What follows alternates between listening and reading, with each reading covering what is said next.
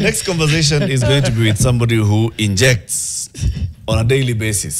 That's his job, all right? He is a consultant surgeon. He's a doctor. And also at the same time, he is a very, very, very active citizen. So for example, the other day, President William Ruto appointed a MAT to sweep the corruption, to deal with corruption issues, the multi-agency team. What did I say? It's okay. Yeah. Continue. And somebody went to court, some people went to court, and they said, we think that this is unprocedural, it's illegal. And the court said, okay, so first of all, halt the operationalization of this MAT until we deal with this case.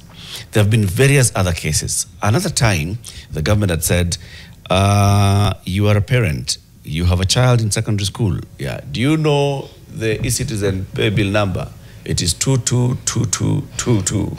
Now, school fees, 222222. People went to court and said, no,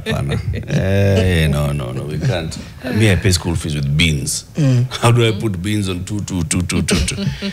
This person who's been doing that is our next guest, Dr. Magare Gikenyi. Good morning. Good morning. Karibu sana to Fixing the Nation. Welcome. How are you doing? We are very good. Umeamka vizuri. We are fine. Do we look healthy? Yeah. You look healthy. Your faces communicate a lot. Wow. Asante.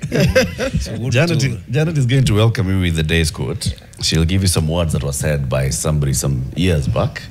And then let's see whether those words make any sense to you today. Welcome. Patrice Lumumba said these words, the former Prime Minister of Democratic Republic of Congo. And he once said, colonialism is not dead. It has only changed its clothes. Do you believe that? Yes, I believe. Actually, we realize if you look globally, you could see that apart from what we call when the British went, we have what you call colonizers. For example, even when we used to do Fasihi, we used to have books like Mesidi and among others, which say that, even Visiki, which essentially said that after the European went, and then the African colonizers came, especially the African presidents who come in power, then essentially they used the West essentially to continue their agenda. For example, you realize even some countries where even the French, like in the West African, they still have treaties which allows that the West will continue getting resources. So direct, the raw one, not even the finished one. They just come pick natural resources and go back to them, to their countries. And then we claim ourselves to be independent. So I think I agree with that statement 100%. We don't have to look outside, even within Kenya. We realize even many other policies, they are either directly or indirectly influenced by what you call Bretton Woods institutions, like IMF, World Bank, and many others, like the structural reforms which were initiated by the 1990s, even right now. So that's what I'm saying, that even where the World Bank advised the country to depreciate their currency, all this one are what they call colonial ideologies. They are not African. Even the names, for example, if you go to England, for example, you may not find Wanjiku there. But we are very happy calling ourselves Eric, Benjamin, Mary, Esther, among other things. This is part of what's called neocolonialization. It still stays there. Yes. Larry Madowo, when he visits Europe, loves to do, he'll go to the River Thames and be like, wow, look at River Nyando, what a beauty. Reverse colonization. Yes. Just go there and be like, wow, River Nyando is beautiful. It's so nice. I shall call it. Yes, I've discovered that's funny. I shall call it is hilarious. They came and said Tanganyika. That's how, for me, that's one of the reasons why even I decided to call my children with my kissy names. Yes. The two kissy names, for example, we are called Nyaboke Nyanchama. Direct, no English names. Nyaboke Nyanchama. Yes, part of, remember when the Professor Ngui Wathiongo said that as Africans, we just feel very happy knowing English, but we don't know our local languages. Because, for example, tribalism is bad, but calling yourselves knowing your indigenous name, that in itself does not make it tribalist. No, we need to have our roots. It's identity. Yes. Daktari, Yes. you are a consultant surgeon. Yes. You work as a doctor. Yes. Where do you work? I work at Giri Sub-County Hospital. I'm a county government employee, Nakuru County Government. You're a public officer. Yes, I'm a public officer, yes. And these things that you do, going to court to stop government things. Yes. How do they mix? Because, for example, every citizen, in fact, if you look at Article 3 of the Constitution, allows every Kenyan, in fact, every human being within this continent we have, say that we need to protect our Constitution. For example, we read a very good Constitution, but it is not implemented. It is just a piece of paper. So it says as every person. It does not say except public servants. It says every person. Mark the word person, it includes even corporates. Can move to court for what they consider bad, so that they can sort out those issues. So I do my work from 8 to 5 normally within government, but due to the provision of e-filing system, from 5 p.m. you can move the computer, file a case. Like the last one, I filed a multi-agency team. Multi-agency task force. Agency task force. Multi-agency task force. Yeah. Or a team. What they call team. It's team. On one corruption. I was from after theater, after my surgeries, there were 2-3 surgeries, thyroids. Then I went to my computer at my home, and I wrote a petition between 12 midnight and 2 a.m. Wow. And I filed it. So then the following day when I was in theater, I found that the court had given me conservatory order stopping the same. Wait. Yes. President Ruto Yes. announced the formation of the multi-agency team on 19th. that was the Tuesday. Yes. Right? Yes. On Tuesday night, Yes. you filed that application. Yes. A petition. As you was doing this, you were in theater. Yes. But when I came, I realized that they had done that. Just went to my computer, drafted a petition, then I filed it online. Why? And then I slept around 2 a.m. or thereabout. Then the following day, which was 20th, I just went to my normal work in the surgery area, doing some surgical surgeries, clinics. And then as the court processes the same. That's what essentially I did. But why did you file this thing? Did anyone call you and alert you hey, daktari, rais amefanya hii kitu? No. Na hii ndio shida. No. At what point do you get to learn that this has been formed? And you go and read about it, and you form an opinion that there's a problem with this, I have a problem with this, and then you sit down and you file. Normally, And you draft. And you draft. And then you file. So normally what I do, this one is in social media. Most of these pronouncements are not in a hidden corner somewhere. In social media, like all of us, we are young people, we just read social media. Even within your group, you always find some dispatch from State House.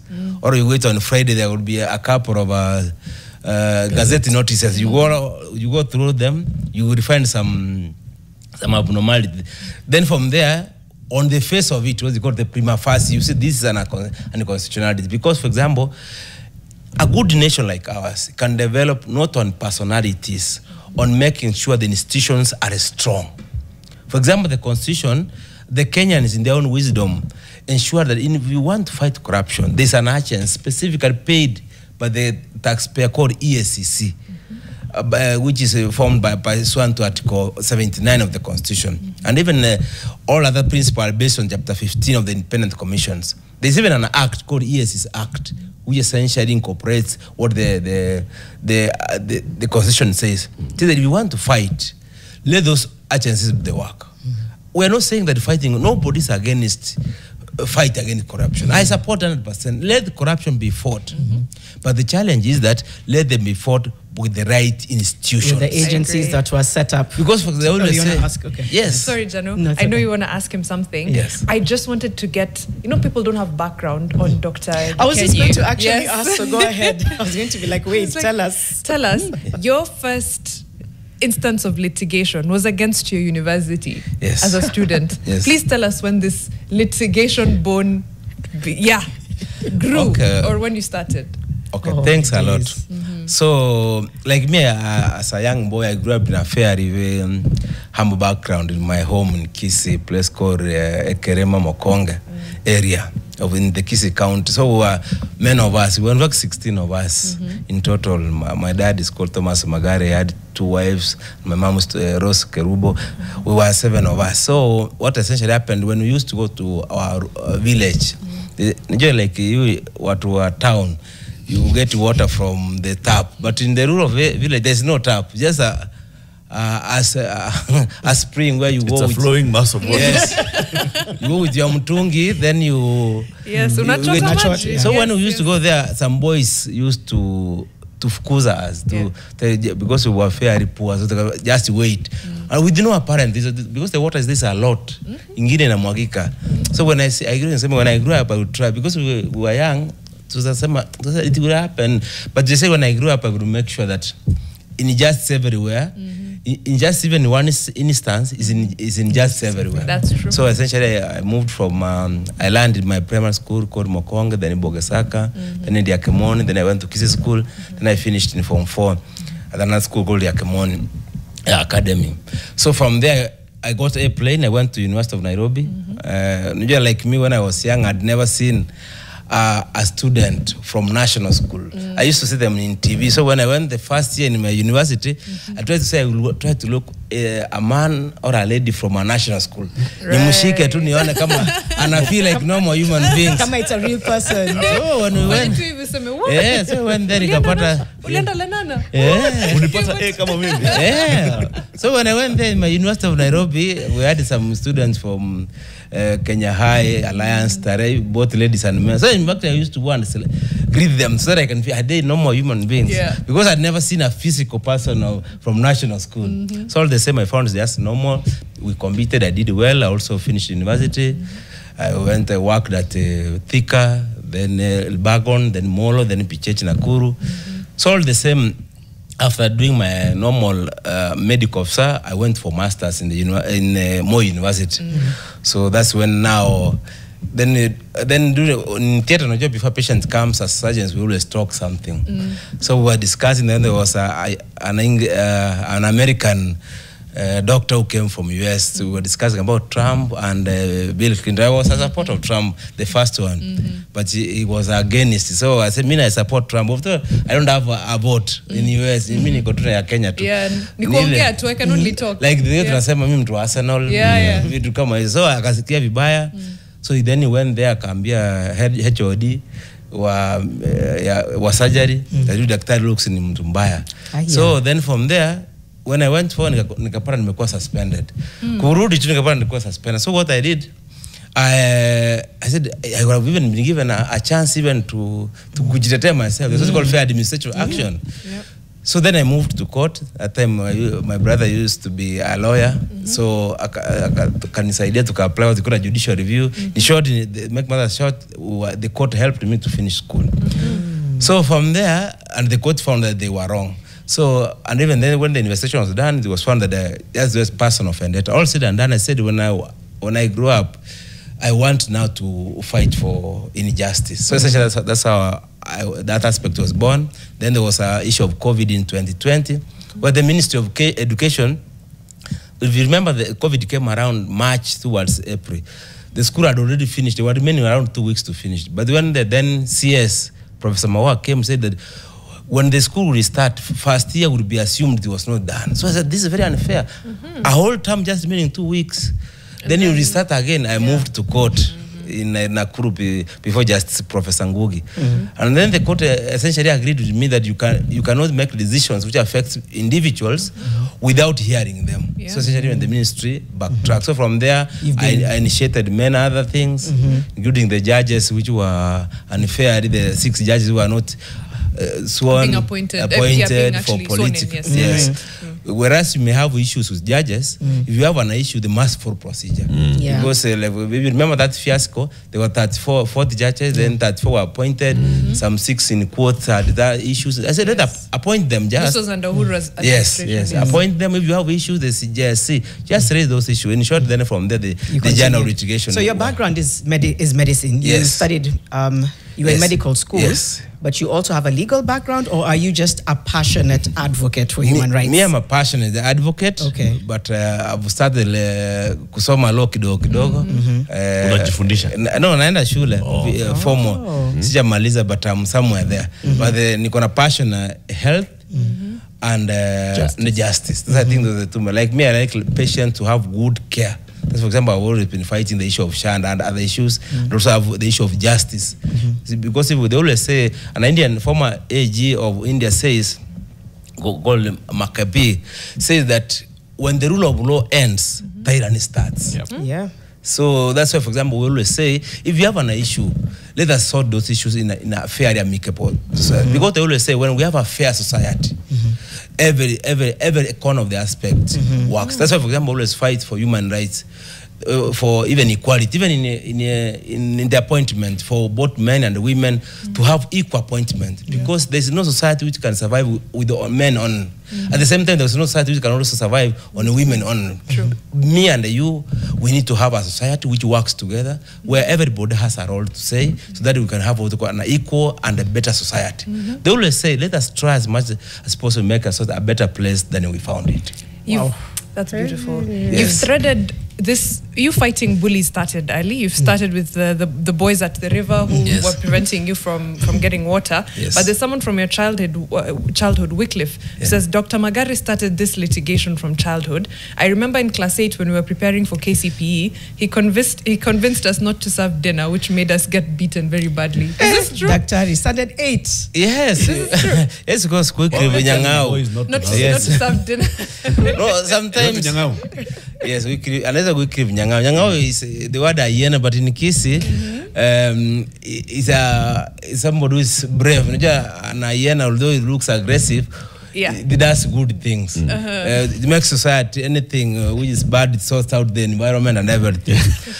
but in that scenario, for example, we were just essentially saying that the food we were supposed to be given was not according to what we had been told. So they made a decision without involving us. What you call fair administrative action act. Because consistent. Yes. From childhood. because Janet, if you realize, for example, even at home, there's what you call fair administration act. Yes. That's why, for example, if you are a mother, a child will always come and report, Mommy, that child has done ABC. A good mother applies fair administration act. You would ask the other child, what have you done with this other child? Yeah.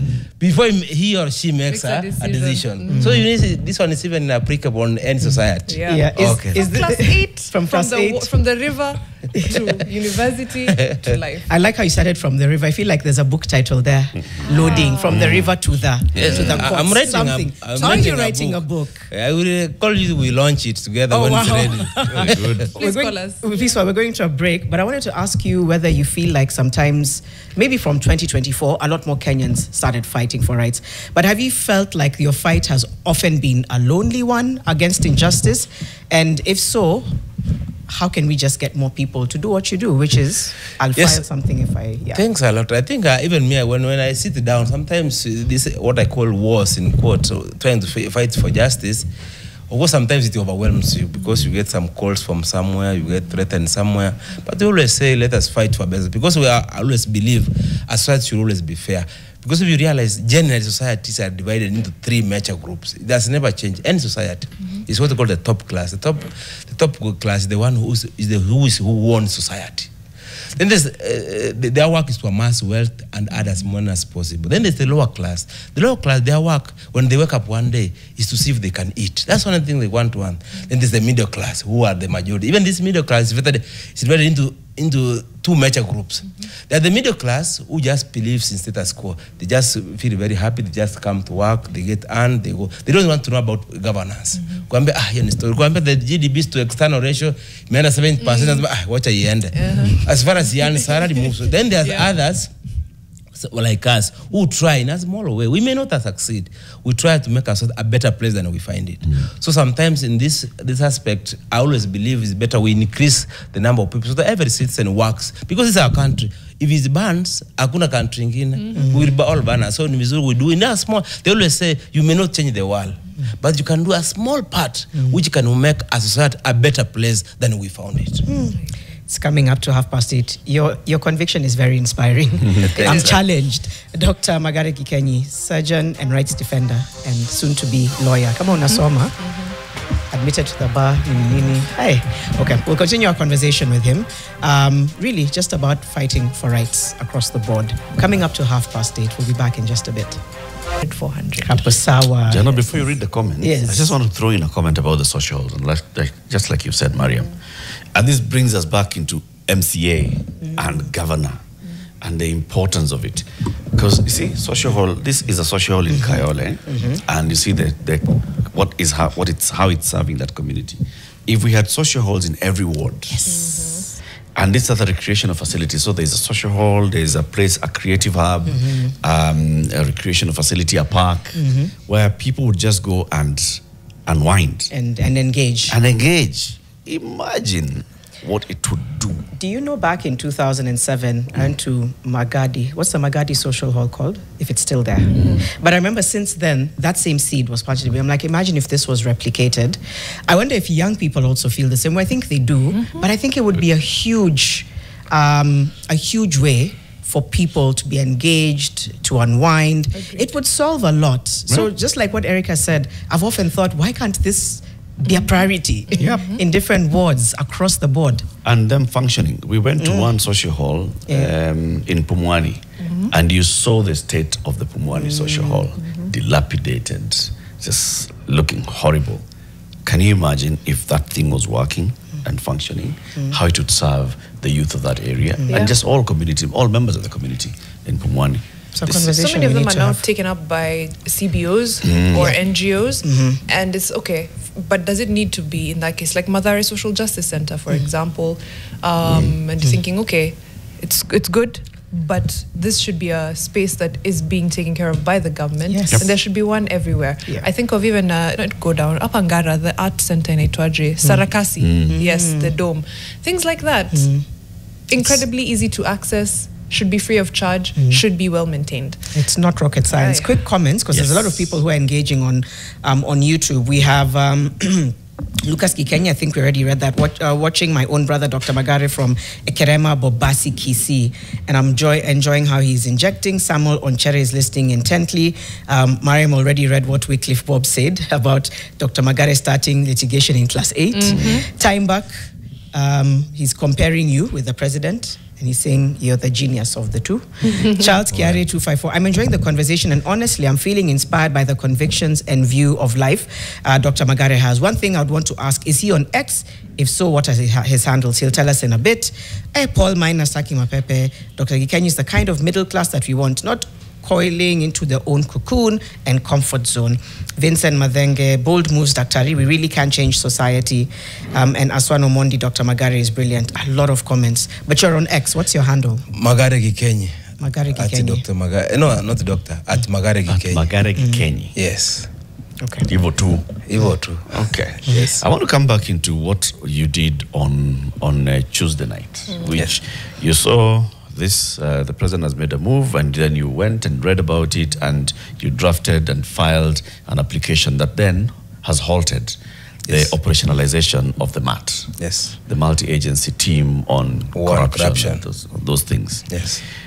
And there are very many others that you filed like that. Yes. How many cases do you have currently ongoing in court? Because once this one has just been halted, the substantive case now begins. Yes. How many cases do you have going? Currently, there are 27 now. If you add this one, it becomes 28 from all courts, from the High Court, Court of Appeal, and even the Supreme Court.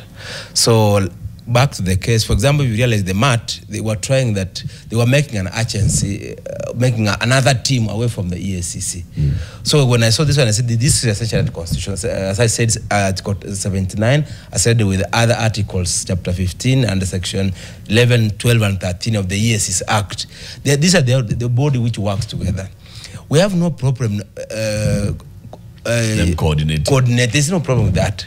But there is already a body doing that. But even the issue of justice, if they want, for example, to work together so they can ensure that justice is done, there's faster delivery of justice, and there's what they call National Administration of Justice.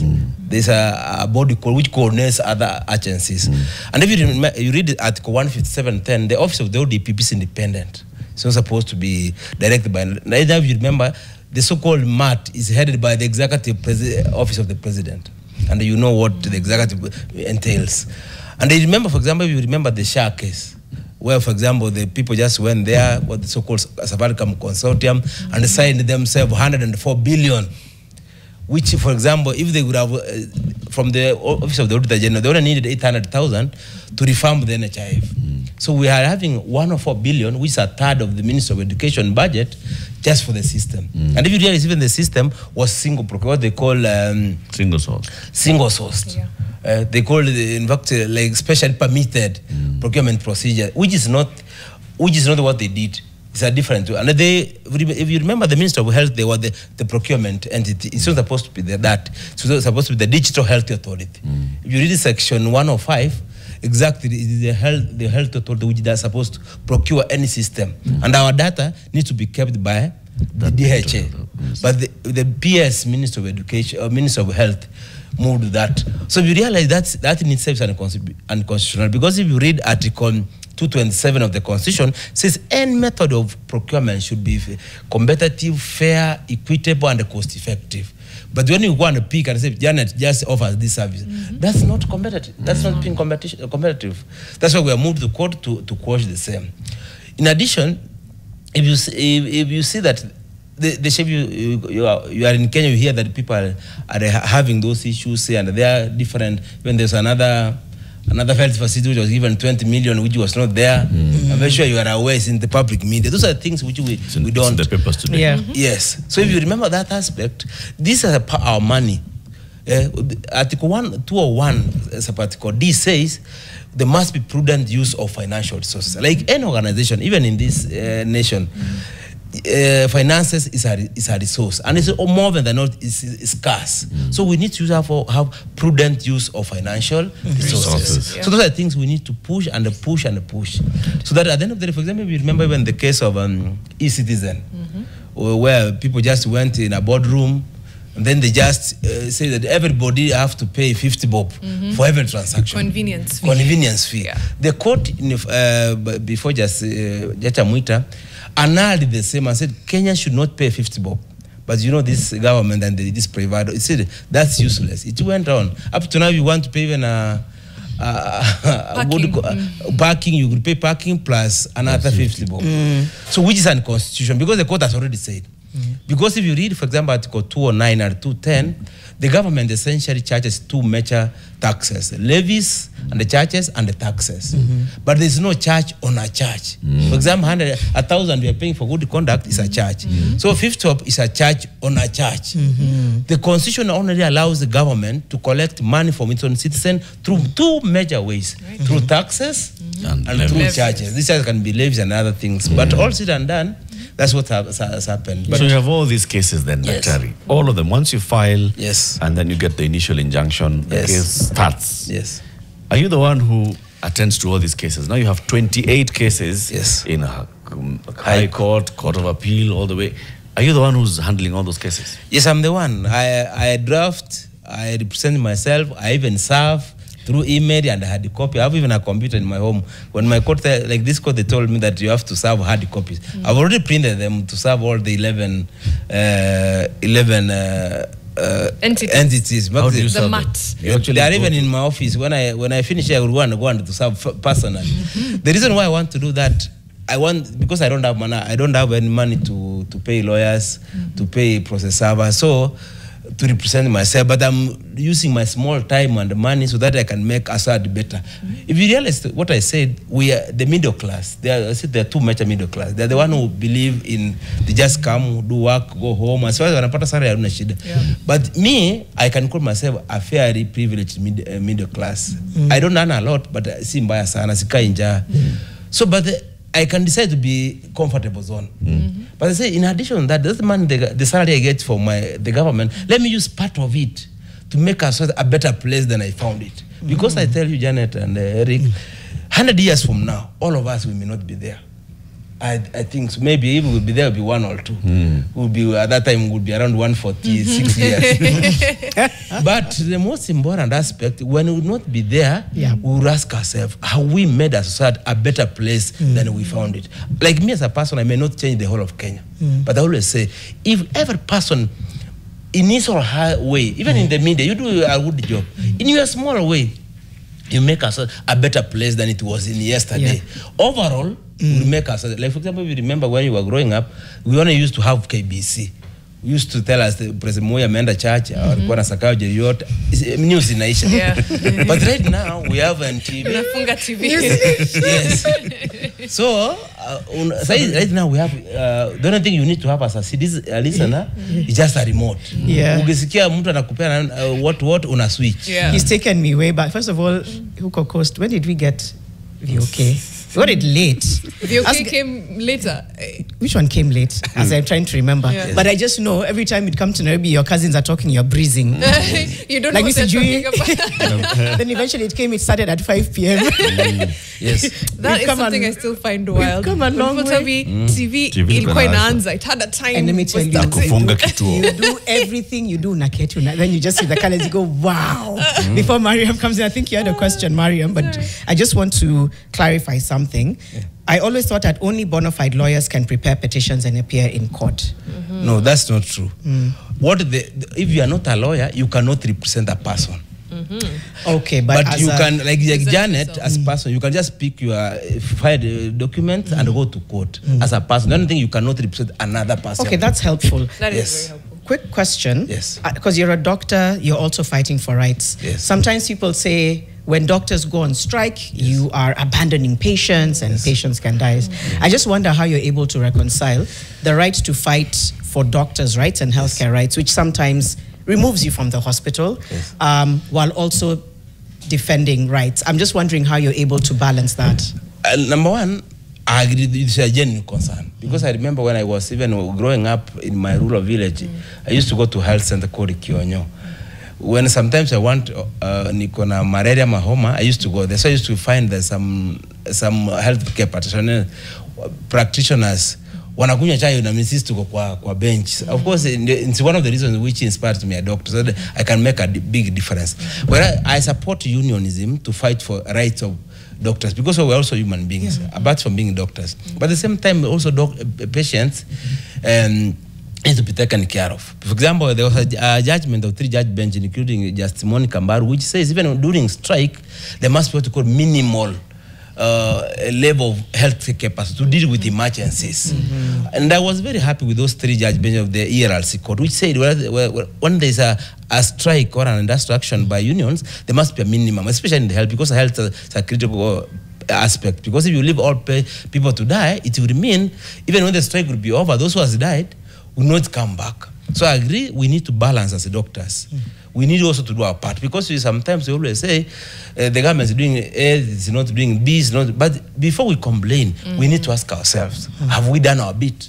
For example, even like me, I make a challenge aspect. But even when within Magare hospital, I ensure all patients have done surgeries. Even emergencies, I've seen them. Even when patients come who are not within the clinic, you are not in the list. What happens? I ensure that I've seen them. So in short, you do your part, then you leave the rest. Thank you. I'm just interrupting you for one moment. I want to go over to the next summit, which is happening at the Movenpick, just to have a look at what's happening there. And our COO, Monica Ndungu, is speaking there. Let's listen in, and then we'll get back with Dr. Gikenyi, because there's still quite a bit to talk about. But let's listen in to the next summit. Good morning, and Mariam and the team. We are day 2 of the Next Her Summit. We had a brilliant day yesterday that was peppered with such rich information about the journey of the African woman, not just 30 years ago, because the summit we are looking at 30 years post-Beijing, but we heard from Professor Marian Zomo, we heard from our GCEO, we heard from Dr. Sam from FP 2030. We heard from young people, Nerima. We had a lady from Uganda. The program was so rich. and replete with information about just the journey the African woman has taken, and not just the journey, but the challenges and opportunities that the last 30 years have been able to give them. So it's been fantastic, I must say. Day 2, looking forward to it. Day 2 is about the future. Day 2 is about peering forward. Who do we need? What collaborations? What partnerships? What energy do we need? Who do we need to carry along so that nobody's left behind? Is it issues of bias where tech is concerned? Is it issues of patriarchy that still entrench themselves, whether cultural or social?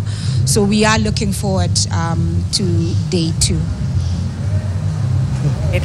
Thank you so much. That is Monica Ndungu. She's our Chief of Corporate Affairs. She's our Chief of Corporate Affairs as well as Marketing and Partnerships. I love the jacket. It's so bright. Thank you so much, Monica. I'm looking forward to Day 2. We'll be there as soon as we leave the show. Running for Day 2. Some amazing conversations today. Yesterday, like I said, I grabbed so much from the panels that I was able to listen to and from the keynote speakers. Today is also going to be 10 over 10. Monica, what are you looking forward to specifically for Day 2? If there's any one person you want to see, anything you want to hear specifically? I think the first thing is there's a fireside chat between our very own Michelle Namasaka, who was not born by the time Beijing happened, and Zipporah Kitonyi, Her Excellency Zipporah Kitonyi, who was at Beijing, who has been a big agitator. A lot of people know her as Maendeleo ya Wanawake, like she's the institution. And I think for me that's a very important thing, because this summit is an intergenerational summit. I think a lot of the feedback we have received is that our panels, the conversations we are having, do not segregate, whether by age, by demography, by ability. They are all to speak intergenerationally. So I'm really looking forward to that. But I also think there's conversations around AI and the creative economy. So I know I've met some people this morning who are like, oh, Mudhani, the drama queen, is coming. Sarah Hassan is going to be there. We're going to have Lucy from Women in Tech. I think for me, the thing that has been the best thing about this summit is not just that Nation Media Group is putting its money where its mouth is and supporting women, not just amplifying their stories, but shaping how their stories are told. I think for me, what is more important is the coalition we are building to move together, both women and men, but more so to ensure that no one is left behind. So I'm really looking forward to today's panels. Like I said, yesterday was fantastic. We still did look ahead, but today really is the things that we're dealing with now, and how those things then we work together to ensure that the next 30 are everything all of us women imagine them to be. Thank you, Monica. We're leaving you, but just as you go, what do you wish Monica of 30 years ago knew? And what do you wish for Monica 30 years from now? For the Monica for 30 years ago, I wish knew she didn't need to ask for permission to be at a table she wanted to be at. And if she wasn't at the table, she could create her own table. I think the Monica of the next 30, whether I'm here or not, whether it's for my daughter-in-law, I don't intend on having a daughter now. That's a side conversation. However, the Monica for the next 30, I think, is the work that has been done so much to ensure that the Monica in the next 30 reaps those benefits in steroids. Like she then thrives in the hard work that has been put by the women that came before her. I love that. Thank you so much. That is Monica Ndungu, our Chief of Corporate Affairs, Marketing and Partnerships here at Nation Media Group. She's on ground at the next HES Summit happening at the Movenpick, and of course we'll keep telling you guys what's going on there and updating you. Today's amazing, and she's given us insight into those conversations. Dr. Gikenyi, I had so many questions and we're just about to run out of time, but you were answering Janu's question. Were you done actually? Yeah, I think he was done. Okay, Yes. I wanted to ask him on the affordable housing case, because that's a huge, all of your cases are public interest, by the way, but the affordable housing angle specifically, tuambie tuko wapi? Are we still going to be paying affordable housing levy? So number one, currently we are paying because the government forced through, it was passed, we went to move the High Court. The High Court, in a nutshell, dismissed our petition. I appeal. Currently, we are before the Court of Appeal. We expect to have a hearing around October or September there. And if you look prima facie that case, this is very unconstitutional, because what it says, it forces us to pay using our salary. Our salary, if you see that Article 40, our salaries are private property because you work hard to earn it. Then somebody forces you to part of it to make houses for other people. Yeah. So that in itself is unconstitutional, and there are many others because of the issue of time. So we have moved the same, and we are very sure the Court of Appeal judges will agree with us, so that they declare the housing levy unconstitutional. Because housing itself is not a bad idea, but you can. The Constitution says you often have to access. The government, what it needs to do is, for example, just make everything, for example, the cost of material iende chini, cement chini, so that we can now plan us. Because they always say, well, so that's what I'm saying, that's where we are. The good aspect with the judiciary is that it uses the law. To me, waganga unasema yes, no, more like that. It uses the law. And the judges nowadays are, but of course we have one or two judges who are in the initial one, but majority of them use the law. And that's why I'm very sure we will get a conviction.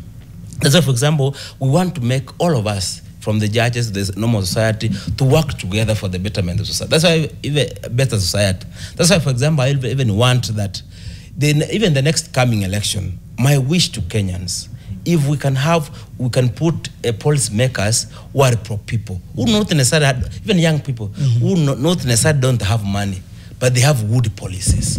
Because sometimes when you make lawmakers, ni the wale wakona pesa nyingi, it would mean good people like Janet and Eric and the rest, you may not get a chance. Let us have lawmakers, both in the president, all those elective seats, who are pro people, not necessarily that they have money.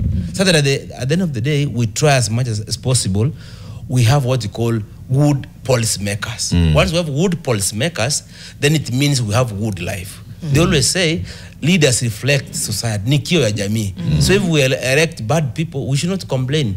We should eat our whatever we can say. Do you want to vie for any political seat?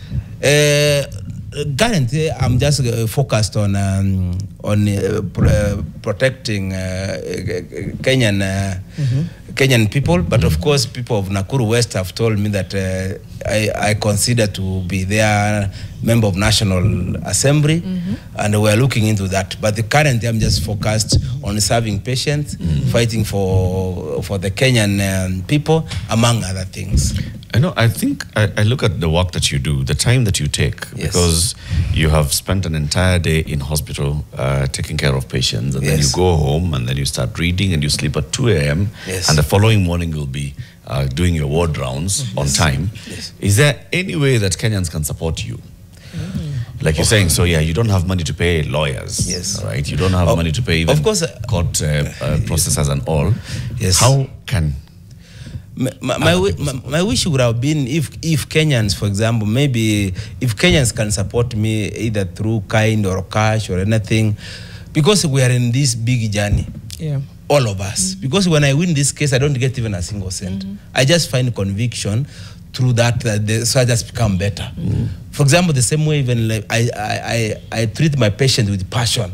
So sometimes when I'm in the supermarket, I find a mother, Mama, you assisted my child. He was about to die and you saved him. I feel very happy. So in fact, that's when I go home, I feel very happy. That's why, for example, when I go home and I find my children and my wife, they tell me that, I feel very happy. So that's what I'm saying. If anybody is willing to assist me personally, I will not mind, because and I will be accountable for the assistance I get. But all said and done. Or also in kind, if a lawyer wants to come. Yes, even a lawyer wants to come, still okay. But the hallmark, even the bigger picture is that let us try, all of us, in our small way, do as much as possible in our small to make that society better. In addition, even in the media industry, you are doing a good job, but you can continue doing the same. You try. We said you may not change the world. Ni like tu kidogo na kidogo ya huyo, then it becomes better. In addition, we need to also to reward people who are doing good job. So that, for example, people who do work in society, in all sectors, if we have a forum where they are rewarded, it can encourage those upcoming aspects to come up. Even in the education industry, we also need even to inculcate our culture of hard work, so that we don't say that people who do bad work, they get rewarded. We need to reward either directly or indirectly people who do good work for the betterment of society. Start by just acknowledging somebody who's doing something good, right? Yes. And that's what we keep saying, even as you send us your WhatsApp Nation video. If somebody is doing something good, just give them their flowers. Send us a WhatsApp Nation video. Let's broadcast it. And say, Dr. Magare Gikenyi, a doctor at the Gilgil Level 4 Hospital. I want to salute you today for all the work that you do. You know that. Because it encourages. For example, if somebody even tells me even through a message, you have done good. Like I can even tell you my number is 721-707-151. Even a word. Just send a message. Thank you. Like now, your brothers are very happy with you. Okay. Yes. We saw Lucas was there. There's Peter who's also saying, watching you, my elder bro, I love your dedication. You are our mentor as a family and Kenya kwa jumla. Thanks. So not only Mzee Magare's many children. How many were you again? We were 16. 16. Wow. Yes. Not only those, but also very many others in the country. Dr. Thank you for joining us today. Yes, thanks a lot. We'll keep inviting you, if not for anything else, to encourage others to emulate you. If I can say a final word. So otherwise, first I wish to thank all of you for inviting me. My parting shot is that let us all as Kenyans work very hard in our small way. Now, in a small aspect, we work together. We ensure that there is good governance, transparency, and everything. The hallmark of this one is that let us ensure institutions work, not individual institutions work, and overall, let us try as much as possible to make our society a better society than we found it. Thanks a lot. Thank you. Oof. Just like that, coming up next, we have Blinky Bill. Blinky Bill has had a journey in music. He'll tell us about that and what the vision is. Global, IP, passion, creative, all of that. Coming up to 9 a.m. We'll be back in just a bit.